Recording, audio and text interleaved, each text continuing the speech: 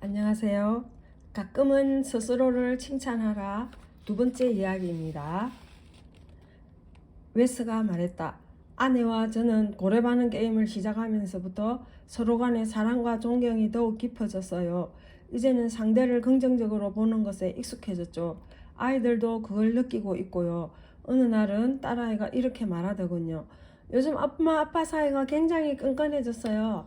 아들 녀석도 맞아, 항상 서로 안아주고 손을 잡고 있잖아 라고 맞장구를 쳤고요. 그 얘기를 듣고 아내는 아이들에게 그래서 엄마 아빠가 그러는 게 불편하니? 라고 물었죠. 딸아이는 그렇지 않아요. 처음에는 웃기다고 생각했는데 이제는 익숙해졌어요 라고 대답했고, 아들 녀석은 나는 아주 편안해요. 엄마 아빠가 서로 사랑하는 걸 보면 나도 더 사랑받는다는 느낌이 들어요 라고 말하더군요. 얘기를 들어보니 두 분은 서로에게 매력적인 한상이 된 것 같군요. 그리고 따님은 제가 처음 봤을 때보다 많이 변한 것 같아요. 따님이 왜 변했다고 생각하세요? 딸아이에게 고래 반응을 많이 해줬기 때문이겠죠.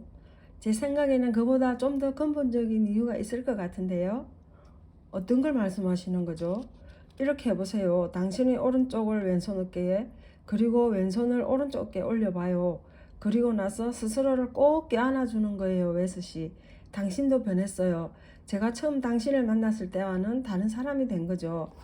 고마워요. 제 자신이 변했다는 걸 저도 알고 있지만 말씀드리기가 쑥스러웠거든요. 다른 사람의 장점을 꾸준히 강조한다면 자신에 대한 작은 칭찬은 별로 해가 되지 않지요.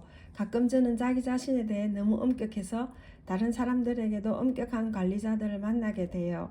그런 사람들은 항상 머릿속으로 자신을 자책하죠. 이건 더 잘했어야 했는 건데, 이런 바보 같은 이라고 자세한 부분을 다 잊어버리다니 라면서 말이죠. 제가 말한 사람을 한둘 정도는 아시고 계시죠? 물론이죠. 웨스가 웃으면서 대답했다. 만일 자신이 잘한 일을 알아챌 수 있다면 자신의 인생에 있어서 많은 부분이 좋아질 거예요. 특히 인간관계가 그렇죠. 자기 자신을 좋아하는 사람과 함께 있는 것보다 즐거운 일은 없거든요.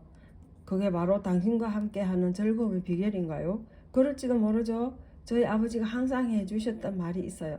엠마리가 또박또박 말투로 다음과 같이 말했다.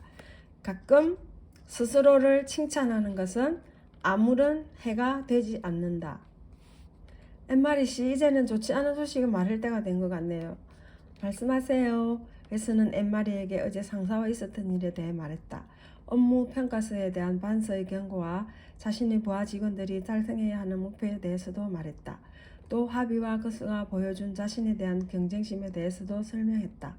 설명을 다 듣고 나자 엠마리가 말을 꺼냈다. 우선 그 두 사람의 반대자에 대해서 얘기를 하죠. 제가 드릴 말씀은 버티라는 거예요. 몇몇 사람들은 의심하고 방해할 거예요. 오히려 어느 정도 그런 반대는 필요한 일이기도 하죠. 하지만 변화에 반대하는 사람들은 처음에만 강하게 반발해요. 일단 변화가 도입되고 나면 가장 큰 지지 세력으로 변하죠.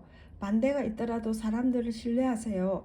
하려는 일에 집중하고 결과를 항상 상사에게 보고하세요. 신념을 가지고 밀고 나간다면 고래 반응 방식은 반드시 효과가 있을 거예요. 고마워요. 저도 그러기를 바래요. 웨스가 말했다. 그럼 이제 당신의 회사에서 사용하고 있는 그 업무 평가의 문제점을 말씀드려야 할 때가 됐군요. 순회강령을 다니면서 저는 청중들에게 이렇게 묻곤 하죠. 여러분 중에 자신이 받는 업무 평가가 중요하다고 생각하시는 분은 손을 들어 주실까요? 그러면 강연에 있는 모든 사람들이 손을 들죠. 그때 저는 다시 이렇게 말하죠. 그럼 자신에 대한 업무 평가서를 받고 짜릿함을 느끼신 분은 다시 손을 들어주세요 라고요. 그러면 대부분의 청중은 손을 내리고 들지 않아요. 손을 여전히 들고 있는 소수의 사람들은 대부분 업무 평가 시스템을 만들어낸 인사부 사람들이죠. 왜 사람들은 업무 평가 시스템을 싫어하나요?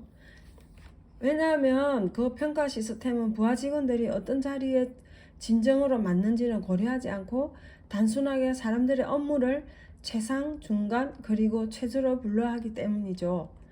그러고 보니 저희 회사 평가 시스템도 그런 것 같아요. 그런 시스템 때문에 고래 반응 방식이 도입되기 어려운 건 아닌가요?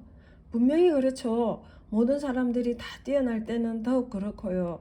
모두들 뛰어난데 어떻게 분류가 가능하겠어요? 그럴 때 업무 평가라는 건 단지 사람들이 서로 최대한 경쟁하도록 만들 뿐이죠. 대신 협동심과 팀 정신은 급격히 줄어들 거예요. 전 그런 회사의 최고 관리자들에게 이렇게 문권해요. 여러분은 부하 직원 모두가 뛰어난 사람들일 경우 업무 평가서를 채우기 위해 최저치의 업무 능력을 갖는 사람들을 고용할 건가요?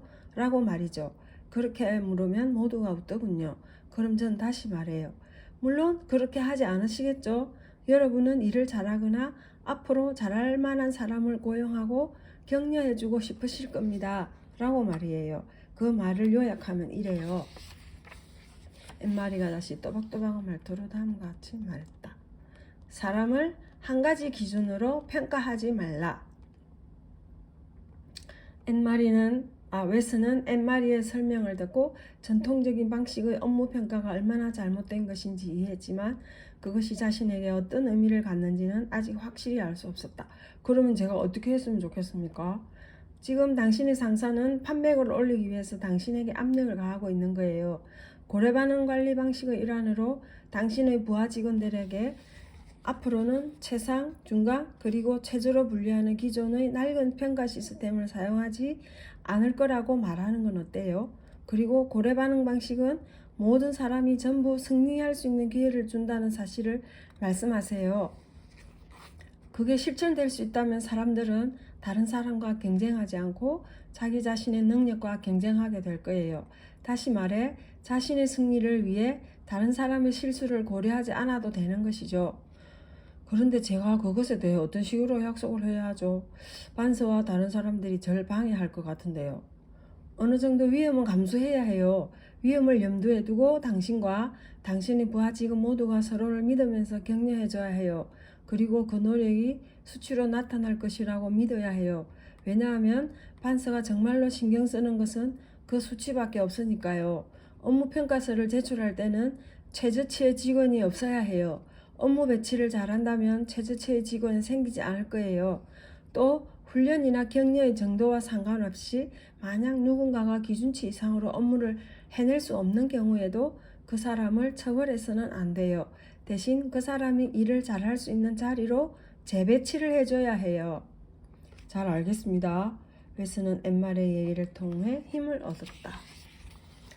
그렇게 하죠, 엠마리 씨. 정말 고맙습니다. 데이브와 샴 그리고 당신을 만난 이후 제 삶은 확실히 도전적이 됐어요. 웨스는 전화를 끊고 책상 앞에 앉아 깊은 생각에 잠겼다.